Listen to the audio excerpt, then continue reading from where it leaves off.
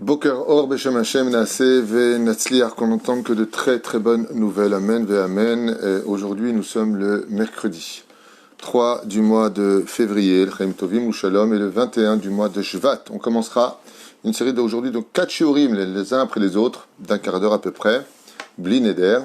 Donc 4 shiurim, on fait d'abord du moussar, parce que la base de toute notre Torah, c'est le moussar, et on était dans la série des disputes, les conséquences des disputes, donc c'est la suite du Shalom. Ensuite, on fera nos sages racontes, si Dieu veut, du Zohar et un peu d'Alachot, Bli Neder. En attendant, le shiur d'aujourd'hui,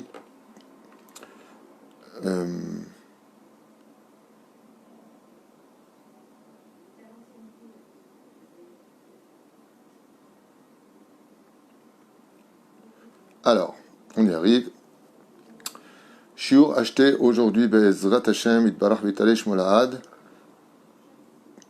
par Déborah et Michel Meloul pour l'élévation de l'âme de Varda, Rosaline, Bat Mesaouda, Odette, de la part de ses enfants, de ses petits-enfants et arrière-petits-enfants, Roi Hashem, Be'ezrat Hashem, Tenachena Began Eden, Elion, V'chol HaShorvot, Imma, Bichlal, Arachamim, Vaselechot, Vechen, Yehi Ratson, V'nomar Amen. Bien entendu, vous pouvez vous-même aussi dédier ce shiur pour l'élévation, ou plutôt la Refoua Shlema, Be'ezrat Hashem Itbarach. Donc on commence tout de suite ce shiur sans plus tarder, en rappelant aussi l'élévation de l'âme de Georges Eliaou ben Simcha Alice Mishpachat Amar Shani Bat Finja, Denis Simcha Bat Lola Tzipora Bat Ziligman Levi, Yehuda Sine ben Eliaou Sayad, Gérard Grulik, Chaim Aaron Yosef ben Esther, Yosef ben Rachel, Yuget Shira Haya Bat Yvonne Mesaouda, Myriam Bat Simcha Zerbi, Michel Simcha Bat Esther, David Eli Baruch ben Marcel Michal et Sarah Bat Hanina, Aléa Shalom, Roi Hashem Tenachen, Megan Aiden Elion, Vechol HaShorvim Imam, Ufren Refoua Shlema V'Achlama Meira. Les Moratim Yakdosha Vateora, Sarah Talia Batefret Miriam, Esther Batyanai, Avi Yitzhak ben Devora, Chai Inon ben Jessica Fleuret Aviva, René Makhlouf ben Sarah ben Moussa, Janine, Jemol Bat Simcha, en espérant qu'elle va beaucoup mieux, Aaron ben Esther Sangel, sans oublier Chaya, Esther Bat Rivka, Anna Elna Refanala Ruchama, Chaya Ruchama, Esther Bat Rivka, Anna Elna Refanalahem, Anna Elna Refanalahem. Et encore avec votre permission et votre patience, on pense à tout le monde, on essaie vraiment de penser à tout le monde. Une petite fille donc qui est rentrée aux urgences du nom de Angie Sarah Bat Chaya Simcha Laurence. Refoua Shlema V'Achlama Meira, Anna Elna Refanala Be'ezrat Hashem.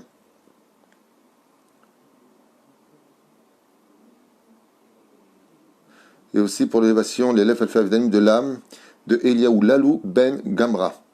Roi Hashem Tenachenu Began Eden, puisque ce soir ce sera sa Askara, selon ce qui est marqué ici. Fouachlema pour Yael, Bat Chaya Catherine, Be'ezrat Hashem, Vekol Am Israël, Sheisku, le Fouachlema, Achlama Meira, Bracha V'Atzlacha. Et on commence tout de suite ce shiur de la première série d'aujourd'hui avec l'aide d'Hashem, pour ceux qui veulent, qui ont le temps et que j'intéresse. Donc on a commencé avec les conséquences des Merivot. On a vu que Korah Vecholadato a fini englouti dans la terre, et que, en fin de compte, on voit que tout celui qui cherche à se disputer, et que ces disputes mènent bien entendu aux insultes, et puis on déborde dans des jugements, très souvent à travers les disputes, et bien on commence à juger l'autre. De toute façon, tu es comme ça, et tu es comme ça, et c'est toujours de ta faute, c'est pas de ta faute, peu importe. En tout cas, on arrive à être jugé, et il y a une chose que l'homme n'aime pas, c'est se sentir jugé. Parce que pour juger une personne, il faut aussi comprendre pourquoi il a agi de telle façon, qu'est-ce qu'il a mis dans cet état, qu'est-ce qu'il a traversé au moment, et puis des fois ce sont des erreurs et très souvent des maladresses. D'où l'importance de nos chachamim de dire Tazmin le kapsrout, adif de juger les kapzechut pour éviter chas vechalila vechas de tomber dans les tsarenu arabe, cette terrible situation de se sentir jugé ou d'être jugé, ce qui provoque quoi en général une très grande agressivité au niveau de la réponse. Parce que quand tu dis à une personne, de toute façon, tu n'es jamais content de rien, tu es toujours ceci et cela, donc quelque part on juge. Et de l'autre côté, il dit pourquoi tu es content de quelque chose. Donc qu'est-ce qu'on fait? On retombe un petit peu dans ce piège très connu du Tanar qui dit, eh bien, avant de me dire d'enlever la paille qui est dans mon œil, retire d'abord la poutre qui est dans le tien. Et donc on n'a rien résolu si ce n'est que de partir fâché pour se retrouver peut-être quelques jours plus tard, semaines ou années, dans le shalom, en se disant on a été bête. Le mieux, c'est d'arrêter d'être bête et de devenir plus sage, sans juger. Parce que dans les discussions et les disputes, faites très attention de ne pas juger la personne. Comme je dis souvent, quand on vient même pour dire des choses. Le Talmud il dit par exemple, imagine que tu vas dans telle ferme pour faire telle et telle chose. Ne dis pas tu vas, toi. Quelqu'un est parti dans une ferme, d'accord, de façon très très détournée, afin de ne pas vexer la personne, de ne pas construire une mitzvah sur le dos d'une avéra parce qu'on n'a pas le droit de le faire. Donc on a vu que les mérivotes, d'un côté, les disputes peuvent être valables si ce sont des disputes pour lesquelles on n'est pas d'accord mais qu'on se bat pour trouver le émet, sans insulter, sans élever la voix et sans, bien entendu, juger l'autre. Alors, il y a une très très très belle lettre qui a été écrite, que tout le monde connaît, qui se trouve même dans pratiquement tous les sidurim du Ramban, Igeret à Ramban. Et là-bas, il donne des phrases très simples, mais qui sont en réalité le plus grand remède de savoir comment dialoguer quand on n'est pas d'accord. Et il dit là-bas, Bémet, de toujours considérer l'autre comme plus grand que soi, de toujours parler à voix basse. Il y a des règles dans la vie. Quand tu parles avec une personne, dès que tu élèves le ton, il faut dire stop, on arrête. Tu lèves le ton, ouais, mais moi ça m'énerve. Donc si ça t'énerve, on va sortir d'objectivité, laisse tomber. Parler, des fois il faut dire aussi les choses crûment, quand ça passe pas avec la douceur, mais ne pas élever le son. Le son de la voix, quand on l'élève, c'est déjà comme le chien qui commence déjà à grogner avant de mordre, avant d'aboyer. Donc si c'est comme ça, on ne peut pas s'en sortir, parce que si lui il aboie, l'autre il va aboyer, après ils vont finir par se mordre tous les deux. Azma, c'est nous. Première des règles, surtout avec vos épouses. Et pourquoi je dis avec les épouses? Moi je ne suis pas le défendeur des femmes, ni le défendeur des hommes. J'explique simplement du côté psychologique par rapport à la Torah. Je parle avec une femme c'est très sensible. Quand tu élèves la voix sur elle, elle a deux options. Ou elle se braque, elle pleure et elle n'est pas bien, donc elle quitte la conversation. Ou alors, eh bien, tu lui as donné l'exemple de comment tu veux mener la discussion, donc elle va crier. Et c'est pareil, c'est pire pour une femme. Une femme qui crie après son mari, c'est d'avoir noraveayom. Noraveayom. Assour qu'une femme, hasve shalom, elle élève le ton et qu'elle crie sur son mari, qu'elle hurle sur son mari. Lama. Eh bien, parce que ça veut dire que elle montre une supériorité sur l'homme, mais elle l'a fait. Tout comme une femme n'aimerait pas que son mari montre une supériorité sur elle, elle ne le voudrait pas, elle n'aimerait pas. Ça va, je suis pas. Ok. De la même façon, il faut comprendre que d'abord, c'est pas féminin, c'est pas joli, que ça va pas mener à autre chose que ou le mari qui se tait, ou le mari qui répond plus fort. Ok. Et donc, s'il se tait, ben, c'est un bidon parce que je te crie dessus, tu te tais, donc en fin de compte, c'est moi l'homme ici, c'est pas joli. Enfin, c'est un peu l'idée. Et puis s'il répond, ben, on en arrive à des disputes et des bras de fer, et ça mène très souvent à beaucoup de catastrophes ensuite, jusqu'au divorce même, à cause de cela, quand ça se répète beaucoup trop souvent. Et la reine meod kedai, de faire attention à cela, que quand on vient pour parler, une des règles principales, je vous les donne dès maintenant et retenez-les à vie, ne pas hausser le ton, ne pas sortir aucune vulgarité de notre bouche. De toute façon, t'es qu'une grosse MERD, vous connaissez ce genre de phrase, ouais. Quand un garçon, par exemple, dit ça à sa femme, hormis le fait qu'il l'a humilié, insulté, descendu, ok? À part tout ça, il oublie un petit détail qui est énorme, qui devrait nous faire beaucoup réfléchir, c'est que chaque juif, c'est une Bat Israël, c'est une fille de Dieu. En disant de ta femme que c'est une MERDE, ok? Tu dis à Dieu que tes filles, c'est des MERDE. C'est pas simplement à ta femme que tu devras demander pardon, mais aussi à Hachem. On n'a pas le droit d'insulter les enfants d'Hachem. De dire un mot de travers, comme il a fait Isaïe, de dire les lèvres, écoutez bien ce qu'a dit Isaïe, les lèvres de tes enfants sont tamées. Pourquoi? Parce qu'à cette époque, les enfants d'Israël ne parlaient pas bien. Et Isaïe n'a pas dit... Isaïe ou Jérémie, je ne me rappelle plus. Non, je crois que c'est Isaïe. Il me semble que c'est Isaïe. Le méchant. Un trou de mémoire, c'est pas grave. Eh bien, qu'est-ce qu'il a fait? À cause d'un conflit, il a dû s'enfuir. Il a prononcé le nom d'Hachem à Méphorash et il s'est caché dans un arbre. Ils l'ont retrouvé. Et ils lui ont scié l'arbre. Ils l'ont scié, l'arbre. Vous savez où est-ce qu'ils l'ont scié? Ici. Le prophète est décédé, coupé en deux au niveau de la bouche. Je parle d'un prophète de Dieu. Un homme, pas kadosh. On n'a même pas la bouche propre pour parler de lui. Parce qu'il a dit une seule phrase. Une seule phrase. Qu'est-ce qu'il a dit comme phrase? Un peuple avec les lèvres impures. Il n'a pas dit arrêtez de dire des grossièretés, vous êtes des pourris. Il n'a pas dit ça. Il a simplement dit C'est un peuple. Ils devraient faire attention à leurs lèvres. Ils disent beaucoup de choses qui sont pas à dire. Ils ont de la Vodazara à cette époque. Beaucoup d'Avodazara. La Shonara, vulgarité, il a dit une vérité. Il n'a pas dit. Dieu lui a dit, tu dis du mal de mes enfants, il est mort coupé au niveau de la bouche. Ils ont coupé l'arbre. Et il a senti la scie lui couper toute la bouche. C'est comme ça qu'il est mort. Vous imaginez-vous à la maison quand vous dites à ta femme, ou qu'une femme dit à son mari, de toute façon t'es qu'une grosse, tu me sers à rien, des mots durs. Alors faites très attention. Parce que, en fin de compte, le week-end prochain qui arrive, on va sortir bientôt, si Dieu veut, Bezrat Hashem du confinement. Vous savez ce que ça veut dire? On va ressortir, bon, tu viens avec moi au canyon, chérie. À quoi ça sert le mot que tu me dis la veille? Oh, ça va, j'étais énervé. Je vous pose une question, chers amis. Si vous êtes en train de rouler, pas vous, hein, Chaz Shalom, on a dit une personne en train de rouler, et qu'une autre voiture lui rentre dedans, boum, il lui éclate la voiture, il le blesse au niveau de la jambe. Chas vechadila sheloneda. Ok? Le mec qui lui rentrait dedans, il a grillé le feu rouge. Et il lui dit, oh ça va, hein, je suis énervé, j'ai pas fait exprès, je m'en fous, bon, je regrette. Vous dites, t'as pas fait exprès? Tu regrettes? Mais t'es un malade. Appelez la police, faut lui enlever le permis à ce mec. Pourquoi? Qu'est-ce que j'en ai à faire, moi, que tu sois énervé? Tu grilles un feu rouge. Et tu me rentres dedans? Griller un feu rouge, c'est quand on élève la voix, quand on commence à insulter, quand on commence à juger, quand on commence à déplacer la discussion ailleurs, et surtout quand on fait des amalgames. Parce que très souvent, une des réussites premières d'une discussion qui pourrait être houleuse, c'est de ne pas quitter le sujet dans lequel tu es. Nous, les Tunisiens de la planète Tunis, je ne sais pas si ça existe encore en Israël, les Tunisiens, Algériens, Marocains, ici, il y a des Hébreux grâce à Dieu, comme disait Manitou à la Vachalom.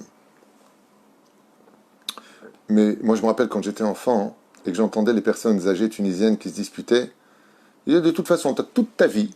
Moi, je me rappelle, en 1982, je parle de 82, le sujet, il est là, on est en train de parler d'un truc. Déjà, à cette époque, tu étais comme ça.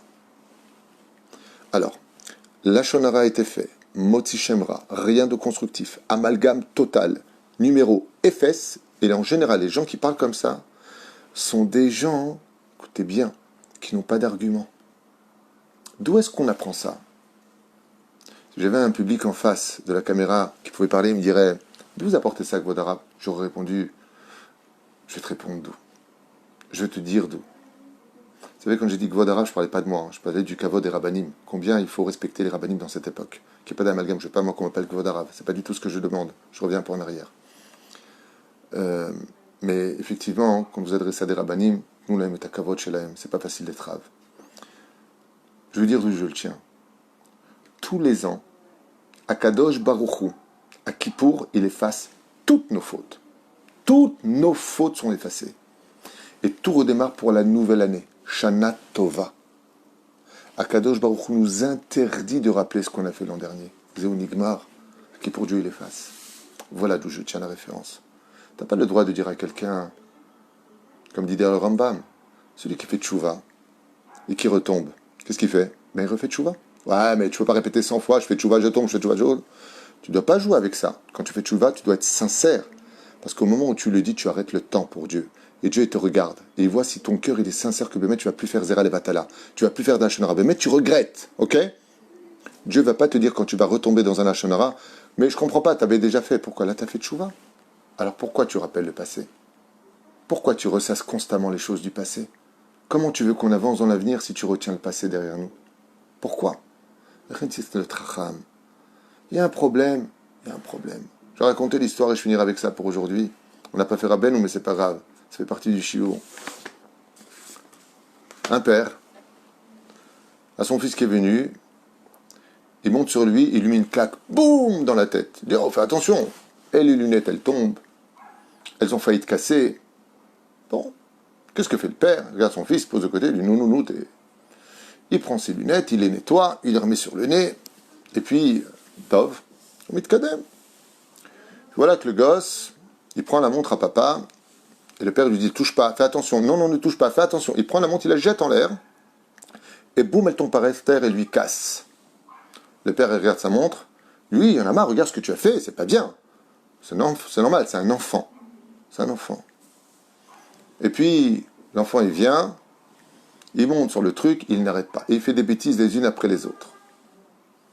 Voilà que le père, toujours aussi, ping, se contrôle, il comprend que c'est un enfant, il passe à table.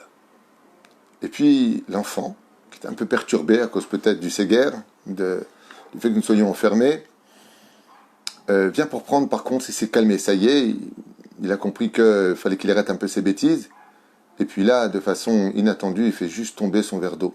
Mais il n'a vraiment pas fait exprès, par contre. Il a tendu son bras pour prendre un morceau de pain, et son bras, il a mal dirigé, il a fait tomber le verre d'eau. Et là, qu'est-ce que fait le père?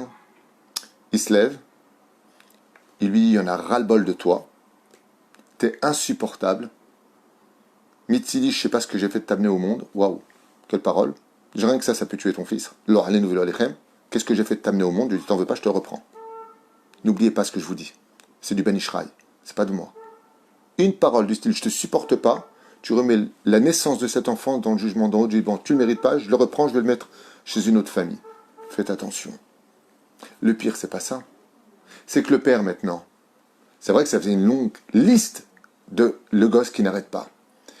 Et là, il lui met une claque, il lui retourne la tête. Au niveau humain, on comprend. Ça s'appelle la goutte qui fait déborder le vase. C'est ce qu'on appelle « j'ai été patient ». Est-ce que c'est une éducation? D'abord, on n'a pas le droit de frapper un enfant sur le visage.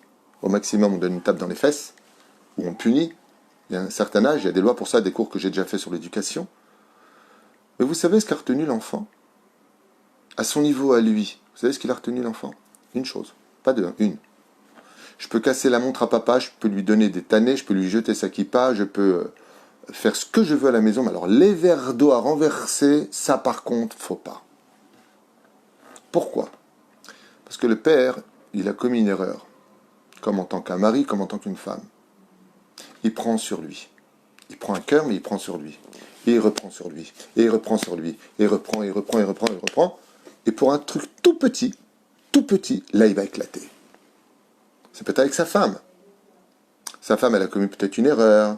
Peut-être qu'elle elle est descendue un peu en retard. Et puis le mec, il est dans la voiture, il commence à ça monte. Mais attention, je suis religieux, je ne vais pas lui rentrer dedans maintenant, parce que faut être patient, les casse-routes. Seulement, qu'est-ce qui va se passer? Pour un tout petit détail, dis-moi, tu peux me ramener avec toi un petit croissant? Oui, pas de problème, juste, tu sais, je suis avec le gosse, il est en train de courir, et puis là, elle monte à la maison, et elle a oublié d'acheter le croissant. Et là, le mec, il sort, en furie. Il y en a ras-le-bol de toi. Tu me sers à rien, je te demande un croissant. Attends, d'où vient cette colère? D'où vient cette joura qui sort de sa bouche? Ça vient pas du croissant.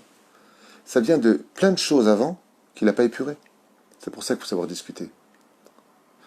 Ta femme, elle vient en retard dans la voiture, elle t'a laissé poireauter. Ça te fout les nerfs. Ça va chérie, tu sais, j'ai eu peur qu'on soit en retard. Laisse-moi te le dire. Je vous parle d'une discussion de quelqu'un qui veut contrôler sa colère. J'ai besoin de me vider. N'écoute même pas ce que je te dis, je vais te le dire pour ne pas faire d'amalgame après. J'ai les boules que tu viennes en retard. Tu sais qu'à chaque fois que je dois partir, je t'en prie. Veille à cela la prochaine fois. Va te dire, écoute, une femme, c'est pas un homme, toi, c'est pantalon, chemise, tu descends. Nous, c'est du maquillage. Et c'est problème de femme aussi. On n'est pas fait pareil. Une femme, c'est pas 2 minutes dans la salle de bain, c'est un peu plus, parce qu'on a besoin de se sentir bien. Et que voilà, c'est tout. D'ailleurs, chérie, t'as oublié de mettre du parfum, elle va lui dire. Ou peut-être de te brosser les dents. Donc, on en arriverait peut-être à une discussion plus calme. Mais en même temps, une fois qu'on l'a dit, moi, des fois, avec mon épouse, que Dieu la bénisse, quand je ne supporte pas quelque chose ou un truc qui m'aurait dérangé, chose qui est rare, mais imaginons que, eh bien, je vais lui dire ouvertement, je vais dire un truc. J'ai pas apprécié, il y a eu ça et ça et ça, j'ai pas apprécié. C'est pourquoi je le fais? Pour vider. Pour qu'il y ait de vous. Mais si je le dis pas, c'est pas pour le rappeler plus tard. C'est pas, waouh, je me travaille maintenant pour pourrir la vie de l'autre après. C'est simple. Les mots, ce chiour que vous entendez aujourd'hui, qui vient plus de mon cœur et de mes études psychologiques à travers la Torah, certes, mon Dieu, comme il devrait écouter au minimum une fois par semaine. Tous les dimanches matin, il faut écouter ce cours. Parce qu'on est confronté constamment à cela. Et on détruit. Et quand tu prends la personne de côté, que tu le raisonnes, quand il est calme, il te dit t'as raison. Alors moi je dis arrête d'avoir raison. Arrête de dire t'as raison. Arrête de dire t'as raison. Arrête tout court. C'est bien beau de s'excuser constamment. Le mieux, c'est d'arrêter de blesser. Parce que ce que tu y gagnes, c'est quelque chose de nifla. Et je vous laisserai avec cette phrase du Talmud, au nom de Rabbi Akiva. Sur Rabbi Akiva. Qu'est-ce qui fait qu'un homme, même s'il n'a pas beaucoup de mérite, quoi qu'il demande, Dieu le lui donne.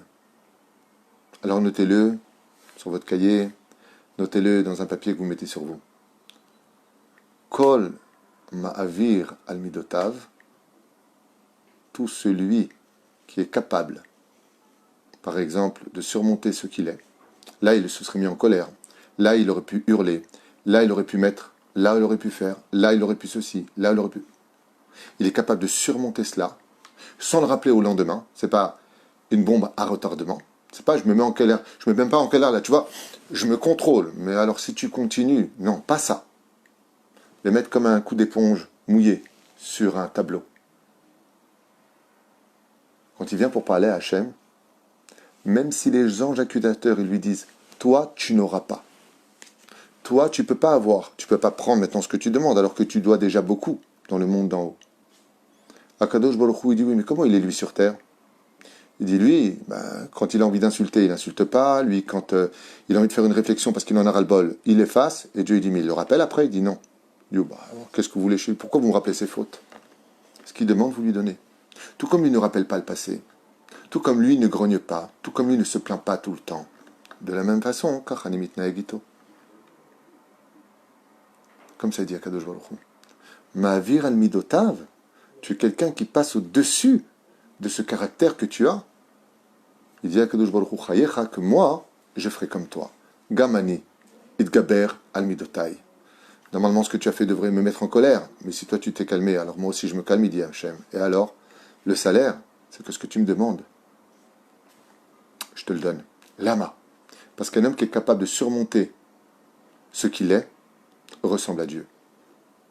Dieu le roi des rois. Il nous demande la pudeur.